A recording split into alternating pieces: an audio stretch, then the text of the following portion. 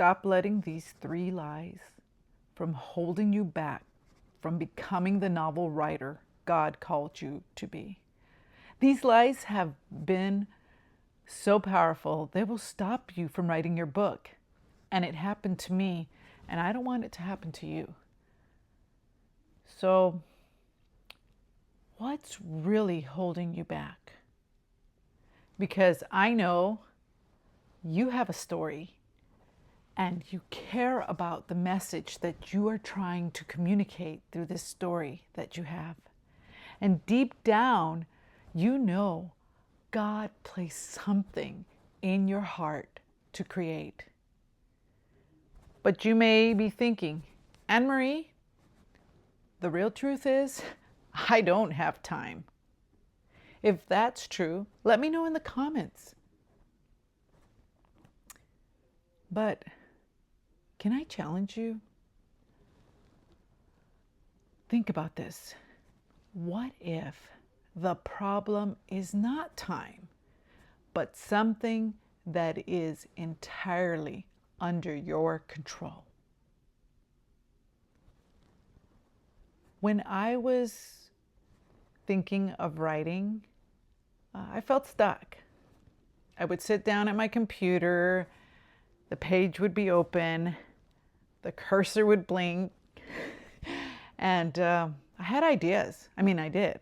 I had lots of them running through my mind that I wanted to write down. But then the thoughts would start. You know, the kind that begin with these two little words. What if? What if I don't know what I'm doing? What if my story's not good? What if I don't know how to write fiction? What about finding the time to write? You know, at the time, I had 8 children still living at home under 18 that I had to take care of. Then I would decide, you know what? I'd get up, walk away, and tell myself, I'll come back when life gets less busy. But that wasn't the real truth. That wasn't really what was going on deep down inside of me. Because deep down inside, I was scared. I felt like I was pretending. What did I know about writing novels anyway? Nonfiction, I had done that for years. In fact, I was a ghostwriter for travel blogs. But this of becoming a novelist was all new to me. See, I was kind of like waiting for someone to tell me I was allowed to call myself a fiction novelist or a fiction author, you know, but the truth is nobody came. And nobody came to give me any kind of permission. So I had to stop waiting. And when I finally saw those thoughts that were going through my mind, what they were? Lies. When I saw that they were lies, I started to move forward. So let's uncover what the 3 lies are.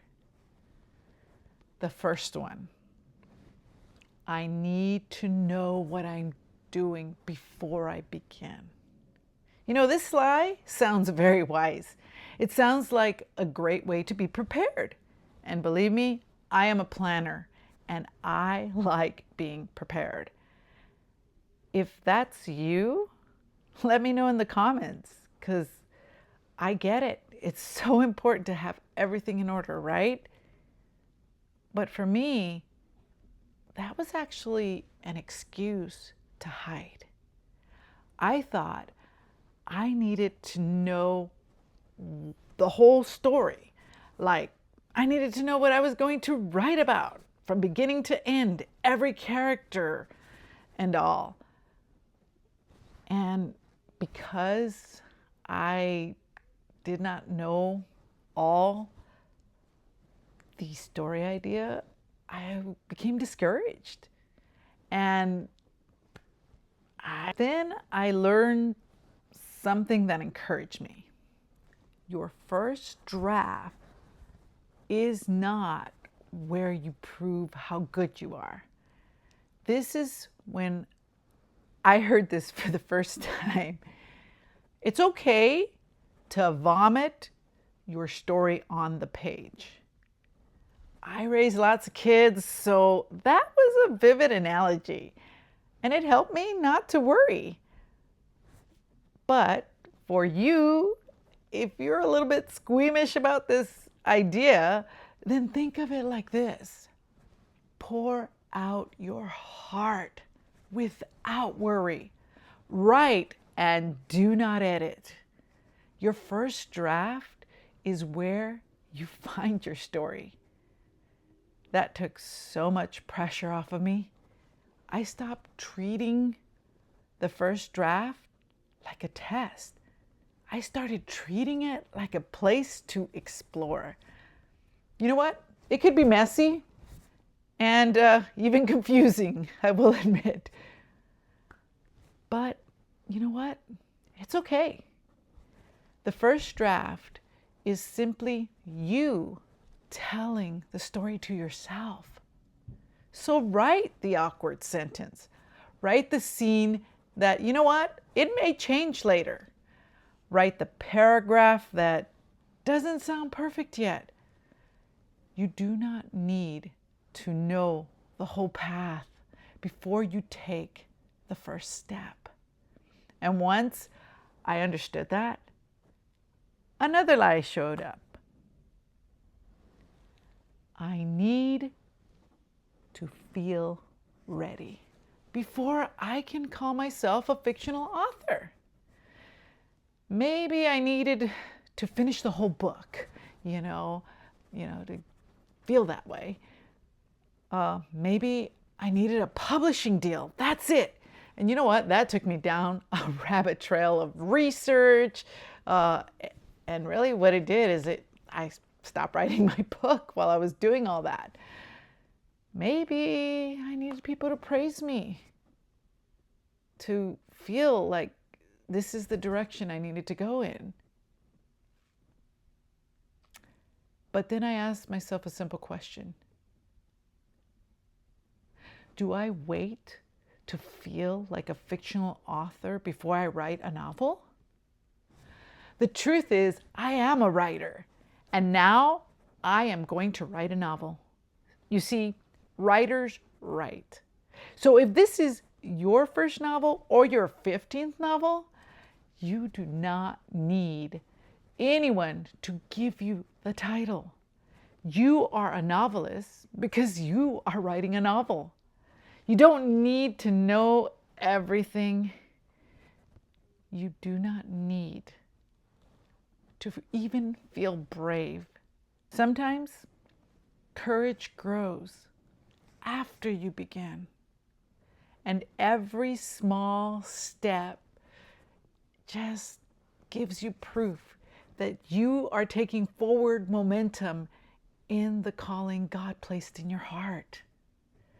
But there was still one more lie I had to face. And this one, I'll admit, it was reasonable. I need the perfect timing before I start. This was the lie I believed for the longest time. I kept saying, you know what? I will write when life slows down. When, I have more time to write. When I am less tired, I'll begin, right? So all these things I was telling myself, there was always something else to do. And in fact, during that time, my health had deteriorated. I was undergoing tests for colon cancer and I had a scheduled surgery, all while living in the country of Nicaragua. So we were facing all these different challenges. And I had to face the truth. If I wrote when life was perfect, you know what? I would never have written my series.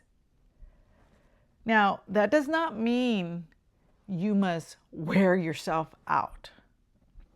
I honestly had little to no energy at times during that time that I was writing my series.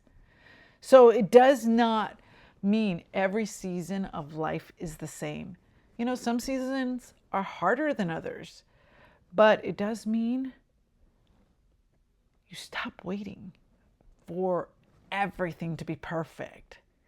Sometimes writing your books looks like a few minutes, maybe before everyone wakes up. Sometimes it looks like one paragraph on your phone, on the go. Hopefully not while you're driving.